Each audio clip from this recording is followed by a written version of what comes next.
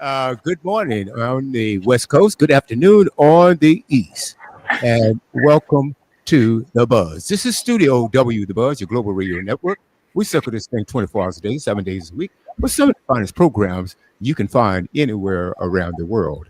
And now it's time for tax tips, the world on finance with your tax advisor, Mr. Everett James. Good morning, sir. Good morning. How am I coming from the West Coast? Oh, you're coming loud and clear. Thank you.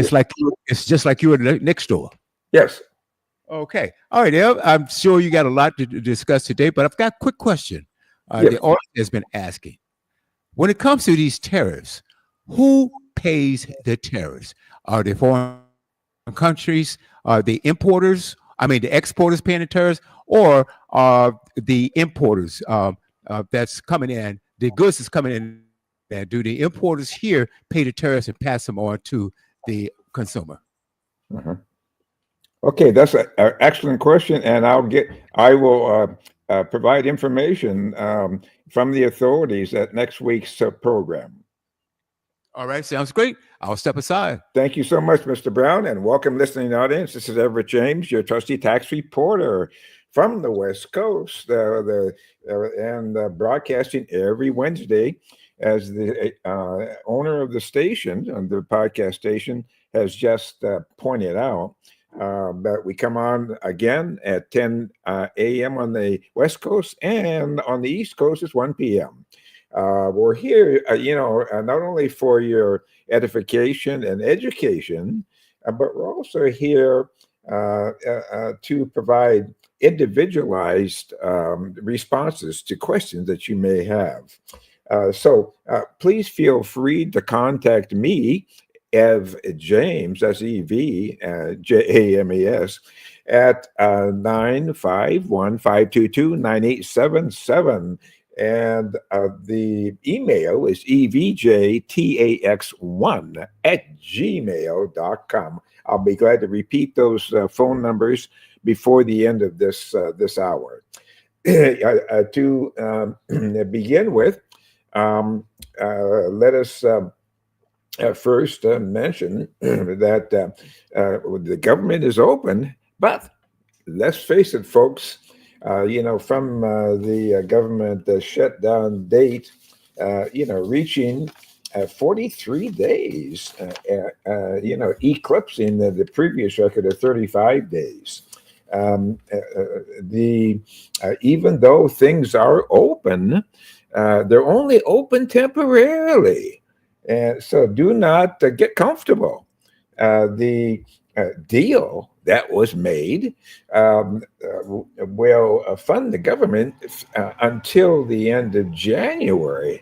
Well, guess what happens if they don't reach an agreement, by the end of January 31st of 2026? What happens? Well, the government will shut down again. So we're facing, wow, folks, we're facing basically after this 2 month, really, really very temporary interim agreement, we're facing another full government shutdown just approximately 2 months away. Wow.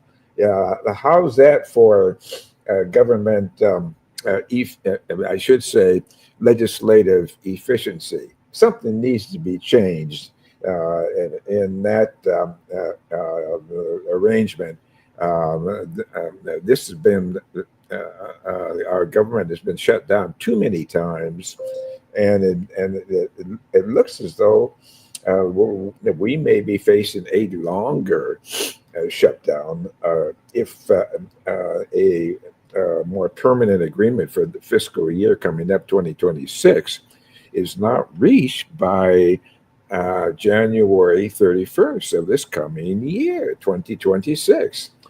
So, folks, before we get into some more of the meat of the problem, just keep in mind that the government thus far, the sticking point between the two sides of the aisle doesn't need to really be totally explain, but I can guarantee you that it has to do with the expanded subsidies for the so-called Affordable Care Act. Well, keep in mind that if subsidies are needed for people to afford the premiums from the very onset of that program, what more proof is needed that Obamacare is neither affordable or sustainable?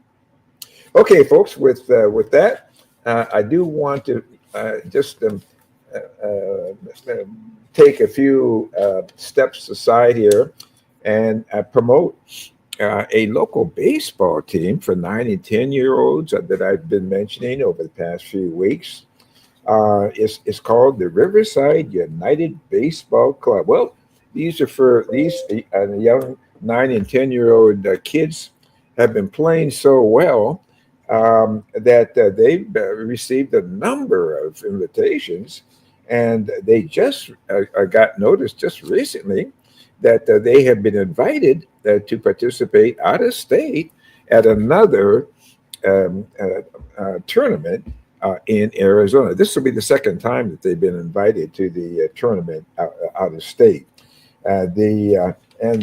Fortunately, the tournament itself has seen fit to pick up the hotel costs for the players and the team parents. Isn't that beautiful? And what a and if you can just keep this in mind that we are in the Christmas giving, Thanksgiving, Christmas giving season.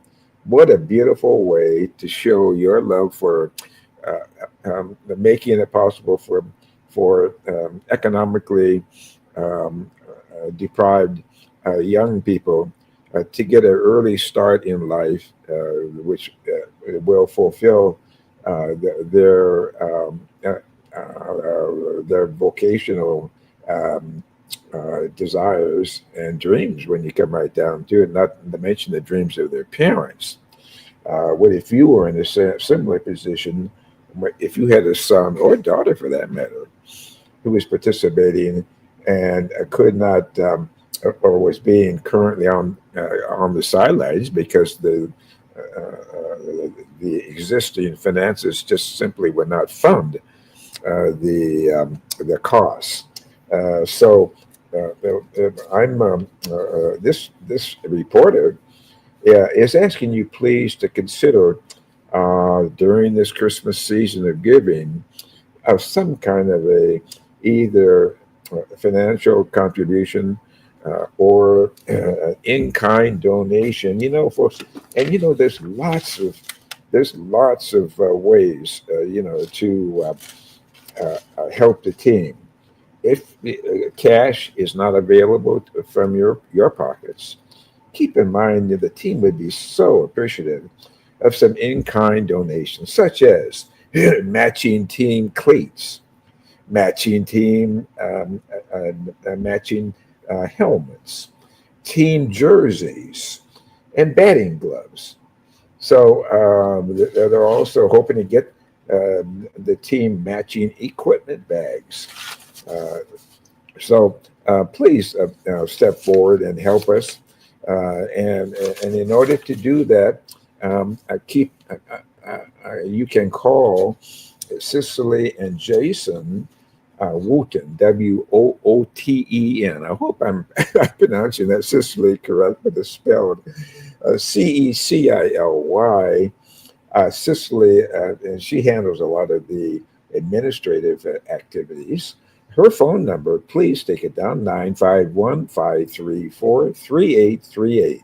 That's 951-534-3838. Okay, if you didn't have a pencil with me mentioning that, please contact me through the regular program number for posing questions. Please contact me for additional information about how you can help this very, very deserving team. And keep in mind that they just I got another invitation for a big tournament in Arizona coming up soon, and we'll need help in many ways. Um, yeah, the tournament itself is actually waiving the fees and also picking up the hotel costs. Wow. Okay, folks, we um, will be focusing now, on the situation that we are in. Wow, this is this is really really something. Here we are at the beginning of December 2025, and what does that mean? Well, that means that we have approximately 3 weeks. 1, 2, 3. Well, we actually make it 1, 2, 3, 4 weeks uh, before the end of the calendar year. Actually, 3 weeks, 10, 7, 7, yeah, 3 weeks before the end of the calendar year. And if I have that right, 1, 2, 3, I know I got it right the first time. Well, approximately 3 to 4 weeks before the end of the official tax filing year. What does that mean? That means that uh, you are now going to be faced with the reality of having to account for your income and hopefully cutting back on the tax results through your expenses. And how are you going to do that? Well, you really can't make up um, easily for having neglected this particular item on your errand list. You really can't make up for 11 months of inactivity on your part. But there are some things that we will focus on to make this job less painful. And so we will focus on some of the benefits of the recently passed one big beautiful bill that got passed on the July 4th of this year. So the but keep in mind that the deal that they reached is not does not mean there are clear skies ahead. Just on the contrary, the deal only keeps everything open as I mentioned, until January 31st. Wow, 2 months, folks. If Congress can't agree to fund the government past that date, what happens? It all shuts down this coming February 1st. And of course, the biggest sticking point is healthcare. Specifically, what are we talking about? Enhance Obamacare subsidies. And as I mentioned, the subsidies for this program have been needed ever since the program was passed by the National House of Representatives and the Senate. But subsidies were needed right at that point for folks who were covered. Subsidies were needed at that point from the very onset. So again, what more proof is needed that Obamacare is neither affordable or sustainable? So from what this reporter has learned, the GOP is not likely to readily approve any permanent or even long-lasting subsidy to a program that has been deemed as unaffordable and unsustainable from the very beginning. So the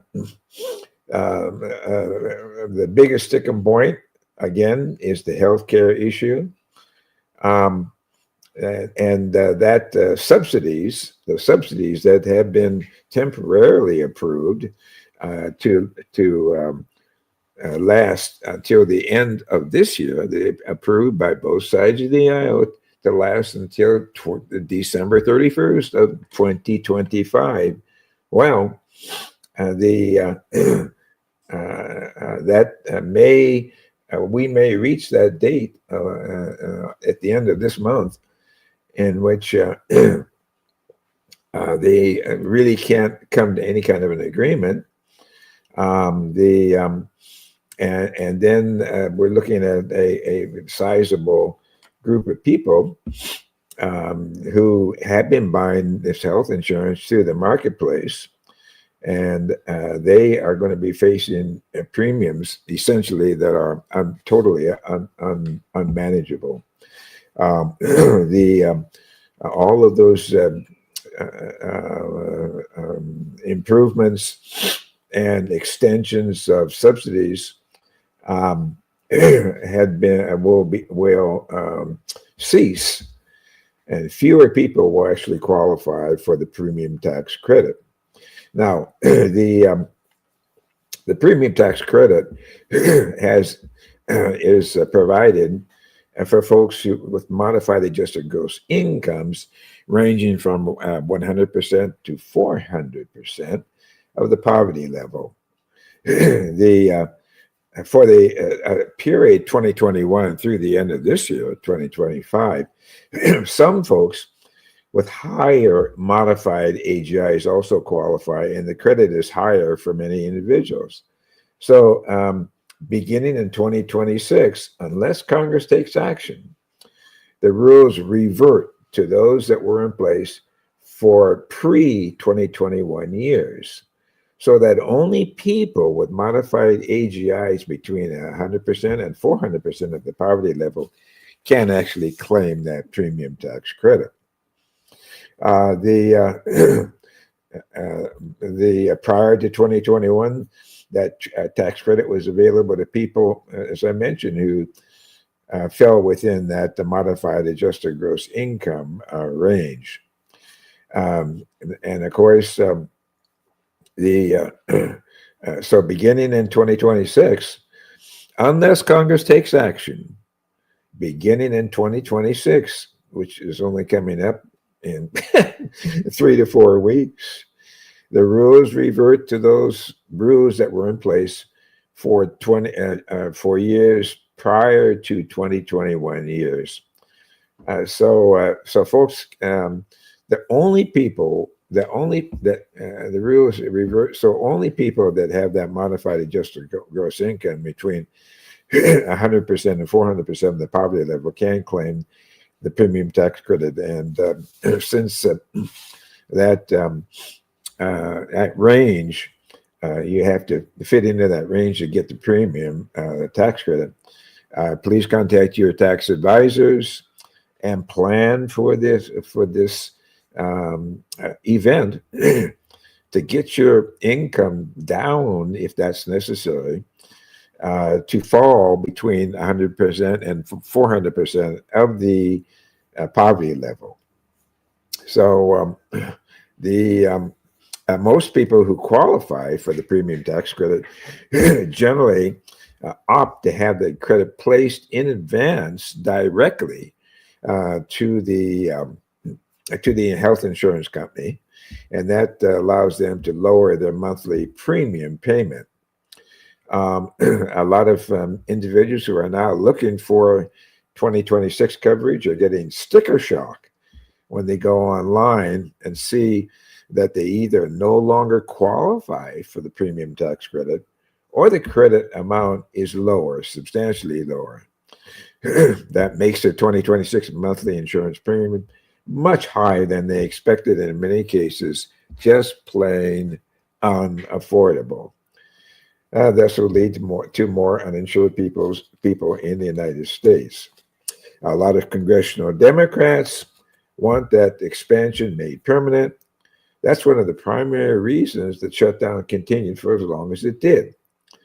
But keep in mind that that deal to reopen the government, it did not renew the expiring premium tax credit easings. It only included a promise that the Senate would vote on the premium tax credit by the end of this year. Keep in mind, again, the deal they reached didn't really renew those premium tax credit subsidies.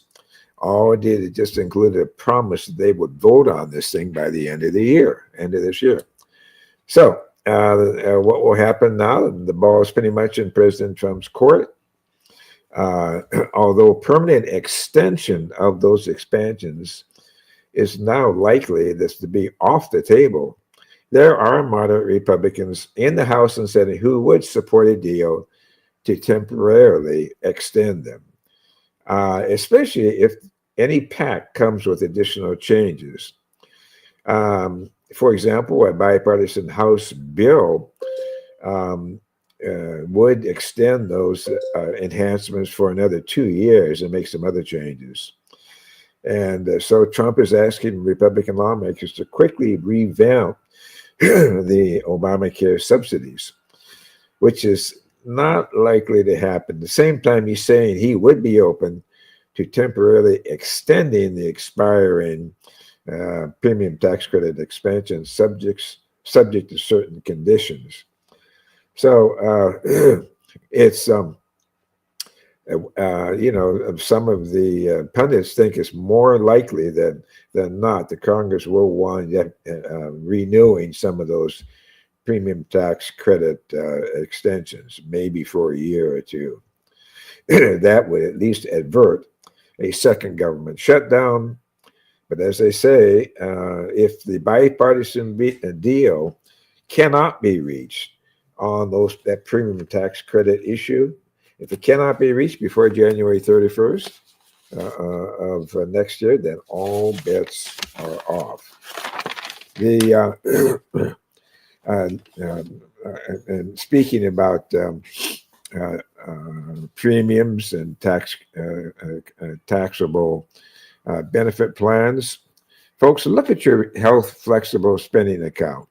If you're employed and you have a health flexible spending account, you have to use it up by December 31st if your employer has not implemented the 2.5-month grace period. What's the 2.5-month grace period? Well, that's 2.5 months into the new year, and that gives you additional time, 2.5 months into the new year, to use any money that's left in your account, but also consider contributing to a flexible spending account for 2026.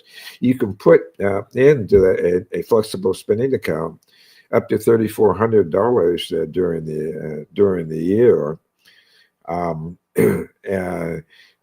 that will cover all of your out-of-pocket medical costs.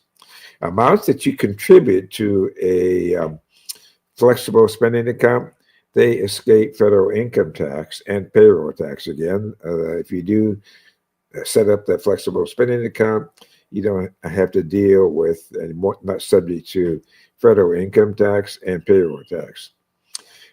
If you're a working parent who would qualify for the dependent care credit, now that's a little different than the child tax credit.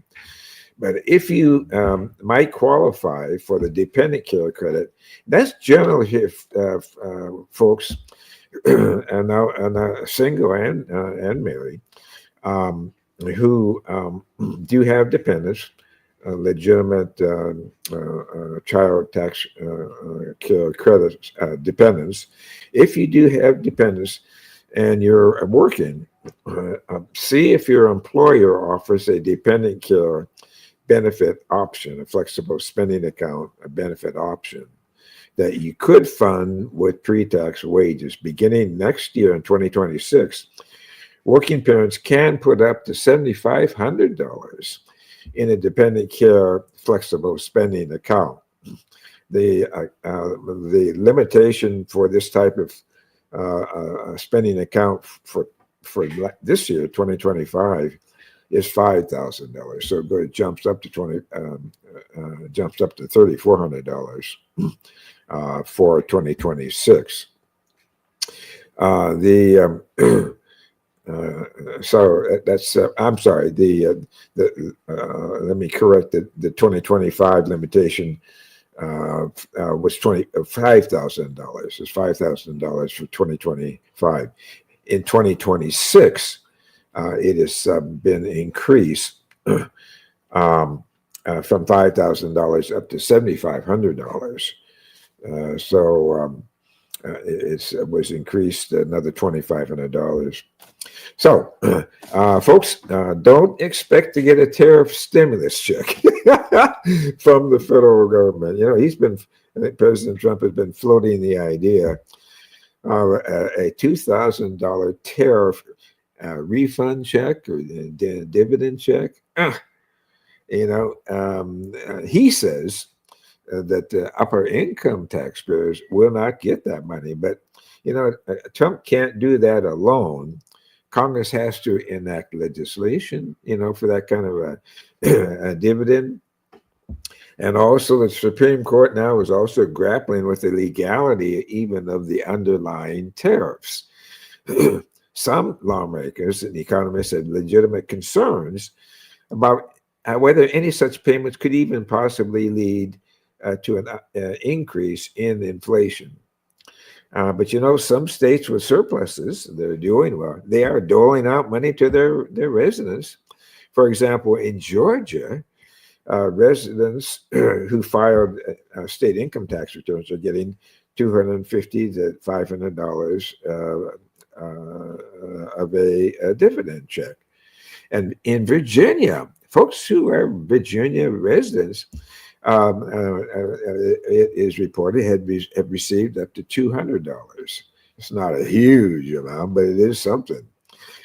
New York State is sending inflation refund checks to certain residents who filed a state tax return. So don't neglect your filing with the state. Many times the state filing makes you eligible for the extra premiums. The details really differ from state to state, and for those of you who are curious about whether there's any possible state money coming to you because of federal programs such as the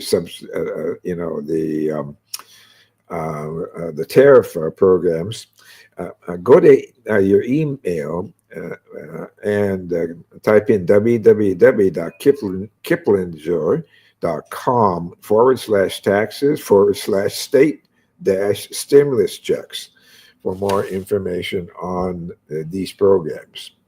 So for the 2025 tax return, we'd like to remind you that the one big, beautiful bill allows folks to deduct up to $25,000 of qualified tips and up to $12,500 of qualified overtime pay on their income tax returns. Again, $12,500 can be deducted of overtime pay, and that's for overtime pay, and $25,000 of qualified tips can be deducted from taxation. The law has required employers to separately account for these amounts on the W-2, but IRS is not changing the W-2 to reflect those reporting rules. So the IRS is not imposing any penalties on employers, who don't make those changes on the W-2. S corporation owners, they are taxed on their distributive share of the firm's income. Now, they're going to be taxed. You're going to be taxed on your share of the S corporation profits, whether or not the income is actually distributed to you. So keep in mind, if it shows that you have a share or do a share of the income. It's got to be distributed to you, even if it's not distributed to you. And some S corporations, for one reason or another, wind up not distributing that income. If it's not distributed, you're still on the hook for paying taxes on that distributive share. So some folks who have a tax exempt status for a religious exempt status or other exempt statuses. Um, any hanky panky by the founders of such organizations, such as a church, has led to revocation, IRS revocation of their exemption. What happened? Well, one church's membership primarily consisted of the founder and members of his family. They also served in leadership positions in the church. Now, the revenue from this particular church to the founder and his family, they used that to pay their personal expenses. Ooh. After an investigation, the IRS revoked the church's 501c3 tax exemption because basically the church's earnings benefited or were privately insured to just the family, not to not to anybody else. So the district court did not buy the argument that the payments to the family members were compensation, although the church tried to structure them as so. The keep that in mind. Stay in close touch with your tax accountant to stay abreast and stay within the compliance of these exemption rules.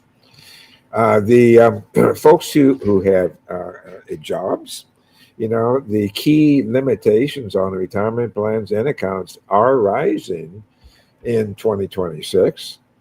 What can you contribute on your 401k? Wow, it's increasing, up to $24,500. If you were born before 1977 and can put in an extra $8,000, that's allowable. If you're age 60 to 63, the catch-up amount is $11,250. So, don't need to. You really do need to check with your tax accountant to be certain about those additional amounts that you can contribute to your retirement plans. Again, the 401k contribution can go all the way up to 24 for 2026 for the coming year, all the way up to $24,500. As I say, if you were born before 1977, you can put in an additional $8,000. That's $32,500, folks. For folks who are in the age bracket 60 to 63, the catch-up amount is $11,250. So check with your tax preparers, particularly, so you can start to take advantage of those additional amounts of money that you can put aside for your retirement if you are if you are employed and are in the older age bracket. The for IRAs, now the amount that you can contribute for IRAs as opposed to 401ks for this coming year, 2026, they've increased that for traditional IRAs and Roth IRAs, and they've increased it by $7,500, plus an additional $1,100 as an additional catch-up for folks aged 50 and older. So if you're 50 or older, you can increase all the way up to $8,600 as a contribution That's as much as you can contribute or allowable, are allowed to contribute to your IRA or your Roth IRA, your traditional IRA or Roth IRA. The keep in mind that if you're going to be increasing your contributions to the IRA or your Roth IRA, keep in mind that there are income ceilings on Roth IRAs. That's why I say, please stay in touch with your tax consultant to not run, so you won't run the risk of over contributing and then be due some type of a penalty. But the if you are in that category where you do have a Roth IRA contributions, if you have an adjusted gross income of 242,000 or 252,000, that's AGI at 242,000 to 252,000. That is a limitation that you cannot exceed. Otherwise, you're going to wind up paying a penalty at the end of the year. For the what are the for some of the other limitations, please contact your a tax advisor to get clarification on some of those phase out amounts, so you won't wind up having, as I say, paying a penalty. the the qualified charitable distribution limitation for this coming year is $111,000. That's just for the folks who are making charitable contributions in that amounts. People 70 and a half, they can transfer up to $111,000 from an IRA directly into a charity. The 2025 limitation was 108,000. If it's a qualified charitable distribution, if it counts as part or all of your yearly required minimum distribution, but are not taxable and they are not added to your AGI or to your modified AGI. That's the benefit of converting your charitable contribution to a qualified distribution. And that once you convert it to that category, it no longer is taxable and it's not added to your AGI or your modified AGI. Okay, the more folks, more low income folks, will qualify for retirement savings credits.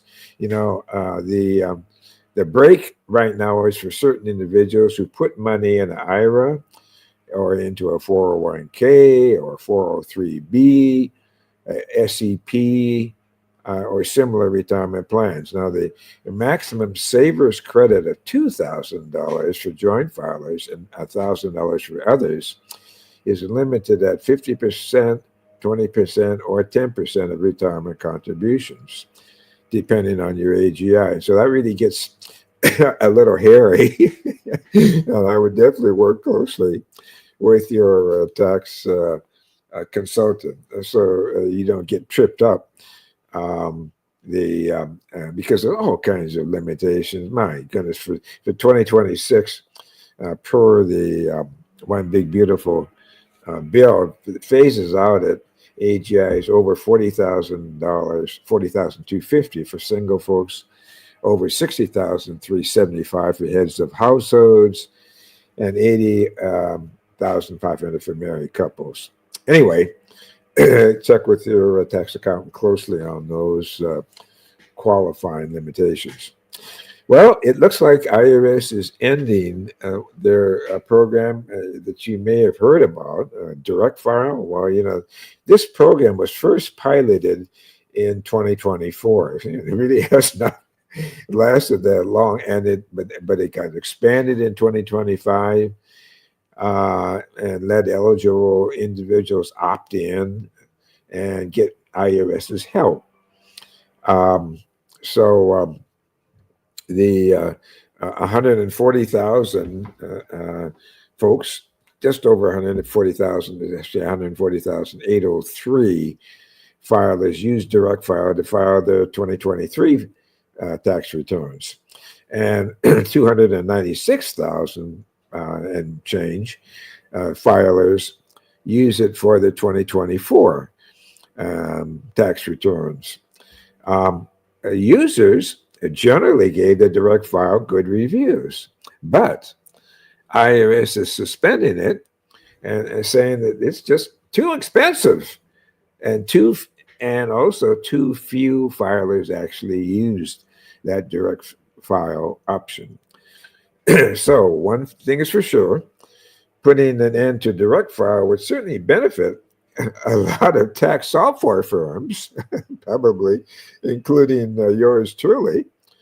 A lot of these tax firms have been lobbying Congress up and down and lobbying the Treasury Department to get rid of this free filing option, which obviously cuts down on their business. So IRS now wants to expand. They'd like to, expand that, but as it worked, that partnership between IRS and the tax and the e-file returns was full of problems.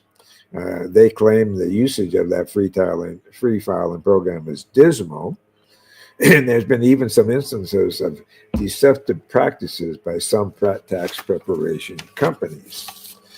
Okay, folks, I think what we will do is pop back to the major sticking point in getting an agreement between the two sides of the legislative branch federally, House of Representatives and the Senate, is, of course, the subsidies, expanded subsidies, if you will, which were needed from the very onset of the program. And again, as I will repeat, what more proof is needed that Obamacare is neither affordable nor sustainable? Let me share with you some articles that need to be really addressed, but particularly from the Democratic side of the aisle. This article from the Washington Examiner, dated October 29th of 2025, in the business section, entitled Tiana's Take. And the article is entitled, "Not One More Taxpayer Dime to Bail Out the Unaffordable Care Act." That's unaffordable. That UN is not the actual name. It's called the Affordable Care Act. But the pundits are calling it the Unaffordable Care Act. So the Senator Amy Klobuchar, a Democrat from Minnesota, lamented that without taxpayers shelling out another $350 billion to $450 billion on extending the enhanced Affordable Care Act subsidies, a lot of folks are going to see their health insurance premiums increase, some nearly up to 300%, from $42 to $1,700 a month. Unbelievable. If Democrats do not succeed in increasing the $1 trillion cost of the Affordable Care Act's baseline subsidies by another 40%, in extending the subsidy enhancements, many folks are going to have to make some tough financial and lifestyle decisions, pulling money more from retirement savings, claiming Social Security earlier than planned. And, that's going to lock in a lower lifetime benefit.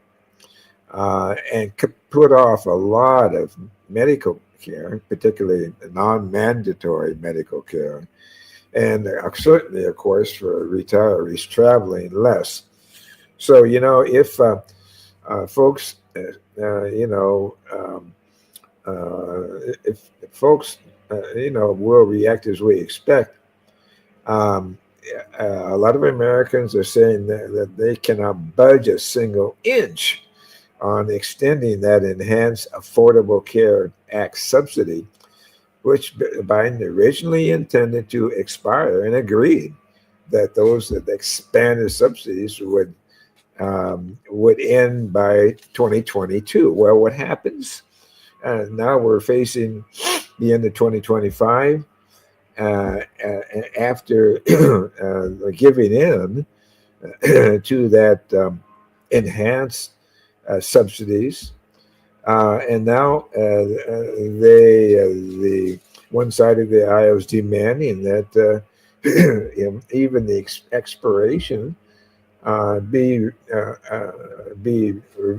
reinstated, that expiration and not be followed, and that an extension of the of those subsidies be reinstated to the overall cost increases.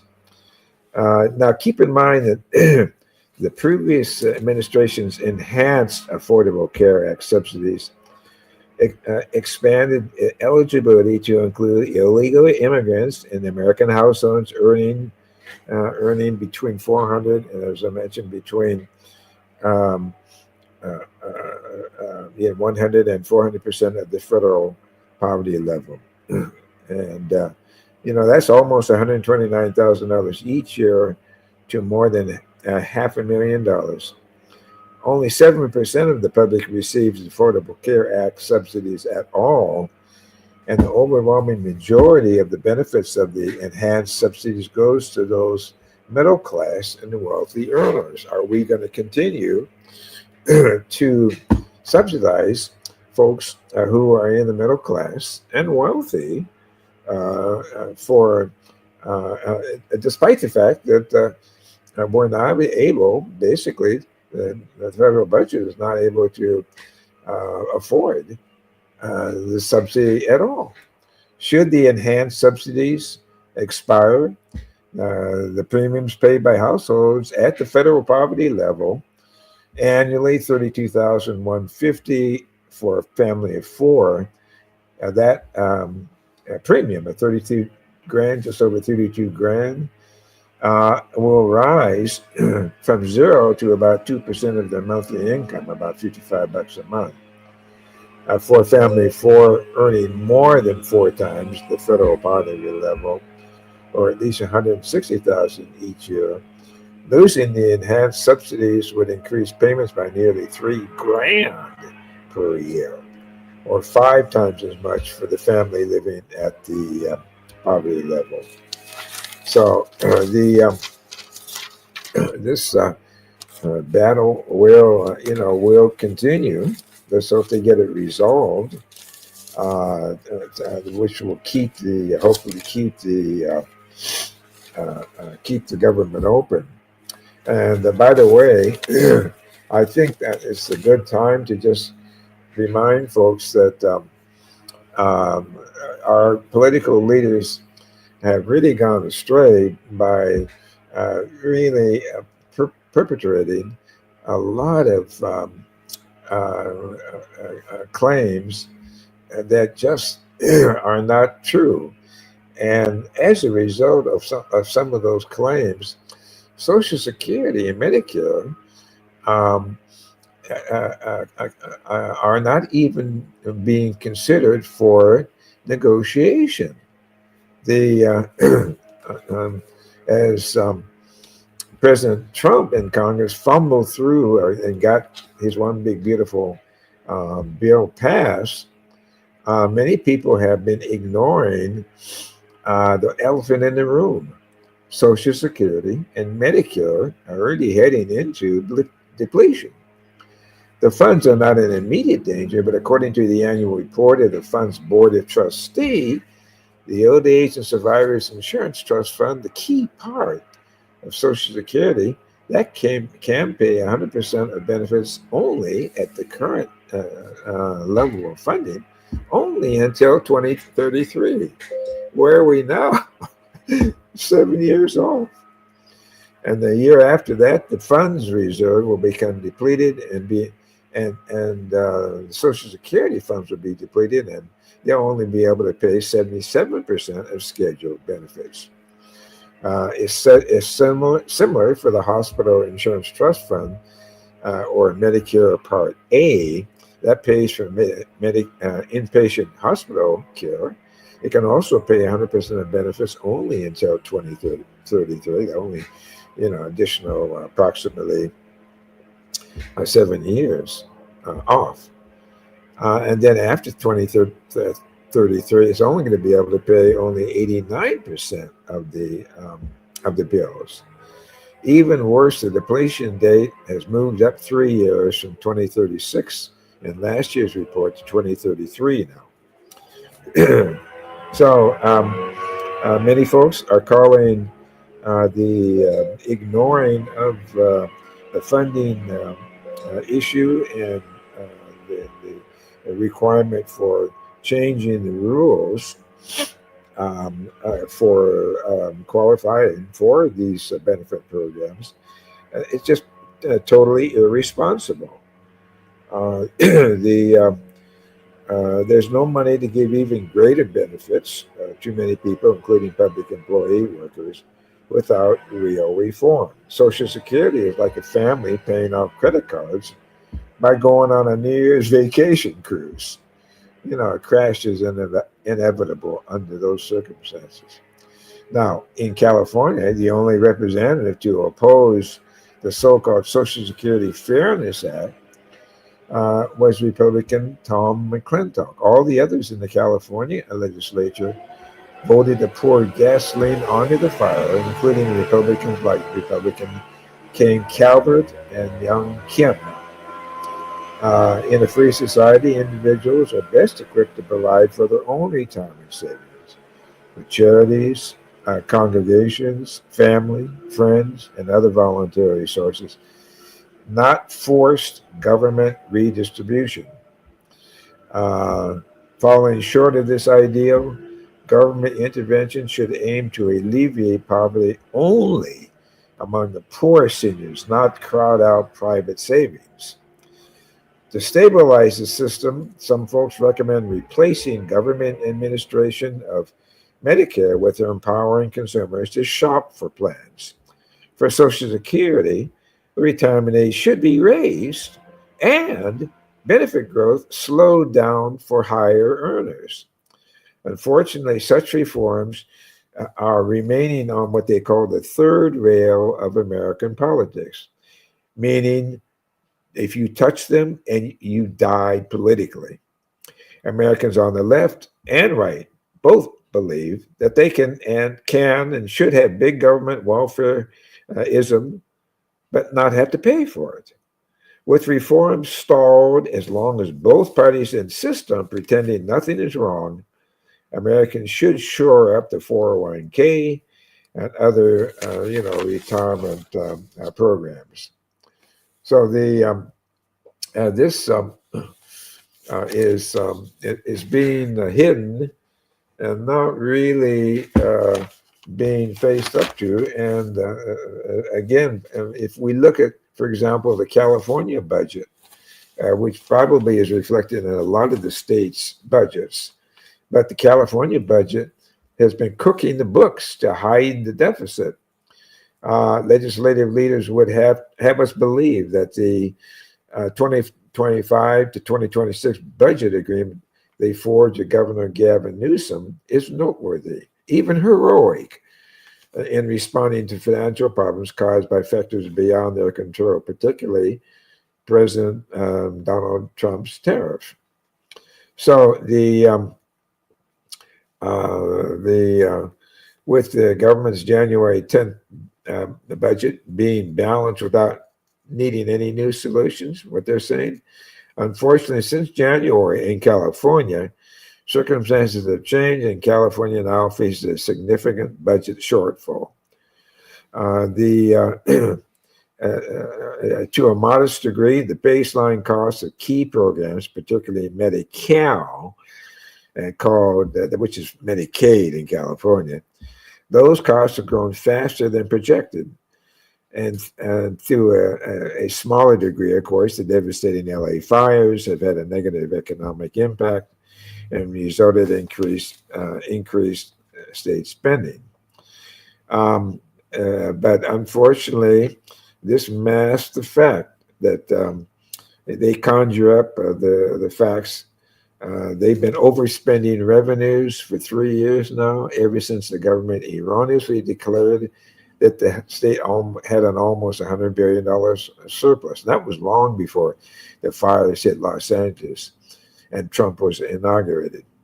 Newsom's revised budget started the blame it on Trump syndrome, and legislative leaders quickly embraced it to explain away their chronic failure to either reduce spending or raise taxes. Okay, folks, you have to reduce spending and either raise spending or raise taxes to balance that income and the income, balance that income and the outgo, a condition known in the capital as a structural deficit. So all of the versions of the budget, including the semifinal one unveiled recently, would fill the gaps for another year with all kinds of payment deferrals, all kinds of loans, accounting gimmicks, and raised on reserves meant to cushion the effects of genuine emergencies. So the accounting gimmickry takes several forms. In California, as I'm sure in other states, such as delaying at $2.3 billion in support payments to community colleges and local school systems that are due in June 26 until a month later, thus significantly shifting them from one fiscal year to another. Some officials call these maneuvers solutions. They really don't solve anything. They merely stave off the day of reckoning when officials runs out of tricks. That day will probably come a lot sooner than expected.